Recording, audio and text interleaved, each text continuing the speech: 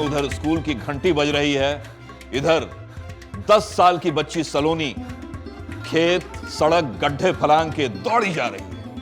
मन में ठाना है कक्षा में घुसने से पहले रुकेगी नहीं। सलोनी 5वीं कक्षा में पढ़ती है और हर दिन की तरह आज भी उसे पाठशाला पहुंचने में देर हो रही है। सलोनी ने कक्षा के सामने जाकर शिक्षक धनवीर जी को देखा।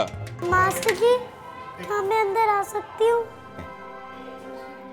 दरअसल सलोनी के माता पिता दोनों काम पे जाते हैं और सलोनी को कुछ घर का काम और अपने छोटे भाई की जिम्मेदारी संभालनी पड़ती है।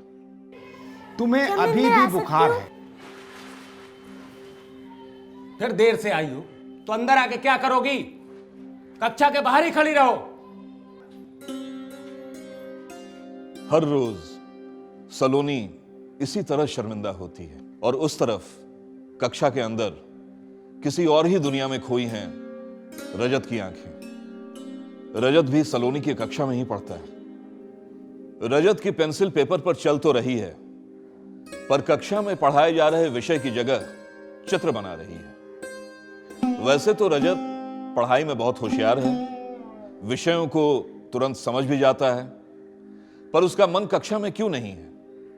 क्योंकि रजत किसी भी विषय को तभी समझ पाता है जब उस विषय को किसी क्रियाकलाप द्वारा स्पष्ट किया जाए तब। जब शिक्षक धनवीर जी ने रजत को देखा, पढ़ाई में ध्यान नहीं है तुम्हारा। अगर पढ़ाई नहीं करनी तो अंदर क्यों बैठे हो? जाके कक्षा के बाहर खड़े हो जाओ। रजत भी कक्षा के बाहर चला गया। उसने सलोनी को कक्षा के बाहर खड़ा पाया।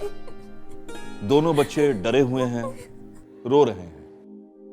चलो देखते हैं कि इस महीने की एसएमसी मीटिंग में क्या चल रहा है। एसएमसी अध्यक्ष रामवीर जी ने मीटिंग की शुरुआत कर दी है।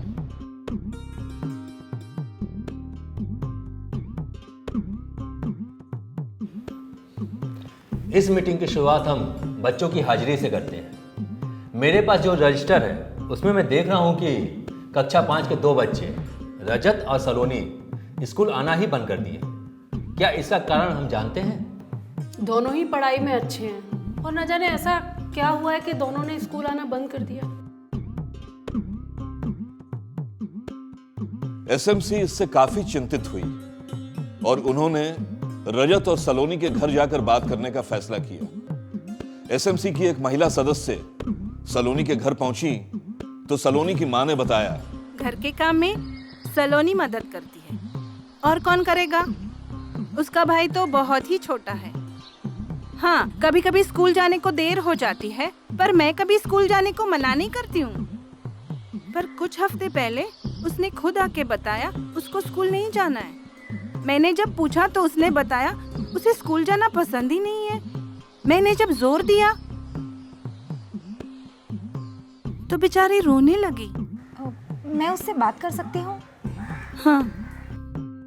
एसएमसी के सदस्य ने सलोनी से प्यार से बातें कर उसके मन का हाल समझा और एसएमसी के दूसरे सदस्य रजत के घर पहुंचे तो रजत के पिता ने बताया, रजत पढ़ने लिखने में तो बहुत होशियार है और दिमाग का भी बहुत तेज है, लेकिन जैसे ही स्कूल का नाम लेता हूँ ये चिढ़ जाता है।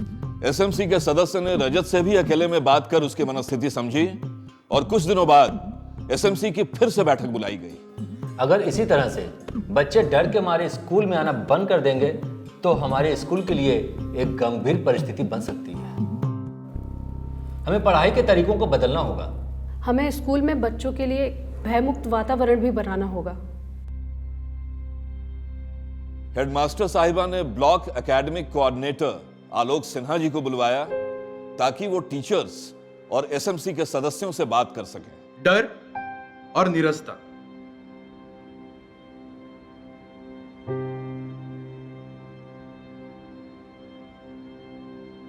डर और निरस्ता शिक्षा के 2 सबसे पुराने और सबसे बड़े दुश्मन हैं। यह वो भावनात्मक राक्षस है या रुकावटें हैं जो बच्चों को हमेशा सताते रहते हैं और उनकी पढ़ाई में उल्टा असर डालते हैं। ऐसे दुखी और डर के भावना में कोई कैसे पढ़ाई कर सकता है?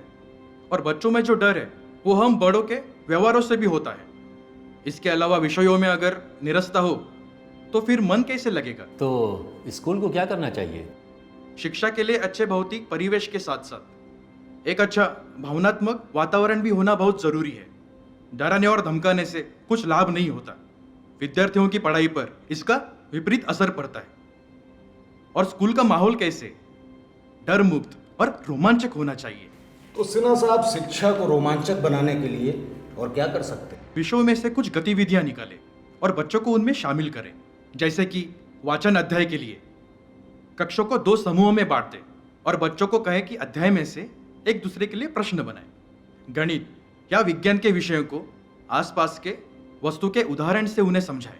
जैसे कि कक्षा के बाहर जाकर स्कूल की परिधि मापने को कहें। इसी तरह अन्य विषयों में भी बच्चों को उन विषयों के संबंधित कोई न कोई कार्य करने को दें, ताकि बच्चे उन विषयों में रुचि से भाग लेकर कुछ सीख सकें। उन्हें पुस्तकालय जाकर किसी भी विषयों में उनकी जानकारी प्राप्त करने को कहें। हर विद्यार्थी की गृह कार्य की पुस्तिका जांच कर उन्हें सुधारें। बच्चों का मनोबल बढ़ाने के लिए क्या कर सकते हैं? शिक्षकों के लिए जरूरी है कि बच्चों और माँ बाप की बात सुने, उनके साथ सहानुभूति का व्यवहार करें और भविष्य में किसी भी निष्कर्ष पर पहुंचने से पहले या किसी विद्यार्थी को गलत ठहराने से पहले हमें चाहिए कि हम शिक्षक उन विद्यार्थियों से बात करें, उनका पक्ष सुने। विद्यार्थियों के अच्छे काम को सराहने से या स्कूल में प्रदर्शित करने से उनका मनोबल बढ़ता है और ये देखकर अन्य बच्चे भी उनसे प्रेरित होते हैं। तो इसमें एसएमसी कैसे मदद कर सकती है? शाला प्रबंधन समिति स्कूल के शिक्षक और घर में बैठे माता पिता के बीच एक मजबूत पुल बन सकता है। एसएमसी के साथ मिलकर शिक्षकों ने हर बच्चे के मन की अवस्था को समझा और अपने पढ़ाने के तरीकों को भी बदला। परिणाम स्वरूप आज सिर्फ रजत और सलोनी ही नहीं, बल्कि बहुत सारे बच्चे नियमित रूप से स्कूल आते हैं और सब मन लगाकर अच्छी शिक्षा प्राप्त करने में जुट गए। हम अपने बच्चों को स्कूल सिर्फ शिक्षा प्राप्त करने के लिए नहीं, बल्कि जीवन में सफल होने की काबिलियत प्राप्त करने के लिए भी भेजते हैं, जिनमें आत्मविश्वास सबसे महत्वपूर्ण है। शिक्षा केवल एक भौतिक क्रिया ही नहीं, बल्कि एक भावनात्मक प्रक्रिया भी है। एक प्रभावी एसएमसी ये बात जानती है कि स्कूल एक ऐसी जगह है जो बच्चों को अच्छी लगनी ही चाहिए, तभी जाकर मिलेगी हमारे बच्चों को अच्छी शिक्षा। फिल्म में दर्शाई एसएमसी मीटिंग सांकेतिक है।